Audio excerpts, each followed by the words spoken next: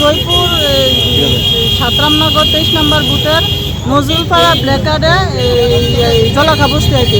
আজকে কিছুদিন যাবৎ আমাদের সব এলাকাবাসী দুই সমাজ মিলে নেশা মুক্তির লেগে একটা মিটিং বসে। ওই মিটিংয়ে সবাই কইছে যারা যারা নেশা বিক্রি করে তারা যেমন এখন থেকে আর নেশা না বিক্রি করে। আমাদের বুথ প্রেসিডেন্ট সবাই এইখানে উপস্থিত ছিল।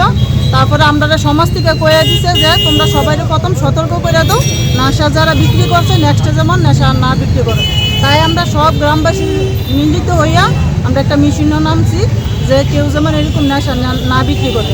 তারপরে কি হয়েছে দেখতে গিয়ে দেওয়া হয়েছে কিছু নেশা বিরোধী এখন আর এটা করতেছে না করে দুইজন সাবাস মিয়ার ছেলে কালু মিয়া আর মামুন মিয়া এই পাড়ার ভিতরে নেশা এখনও বিক্রি করা হইতেছে।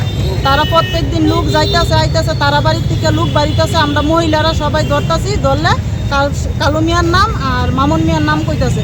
তখন আমরা সব গ্রামবাসী মিল্লা এলাকাবাসী সব মহিলারা মিল্লা মামুন বাড়িতে যাই যে তুমি তো নেশা বিক্রি করো না কইছো, তাহলে এখন তোমার বাড়ির থেকে লোকটি বাইরে কিনে তারা তারা করে না, তারা ছেলে খায়। সাবাস মিয়ার ছেলেও কালু মিয়া খায়। আমরা হাতে নাতে তারা অনেকবার ধরা হয়েছে, হুঁশিয়ারও করা হয়েছে, তারা মানতে রাজি না। তারপরে আমরা তারা বাড়িতে গেছি দিকে তারা সব মহিলারা গালাগালি বিশ্রী মিডিয়ার সামনে করার মতন না এমন মিশ্রি আলাপ করে।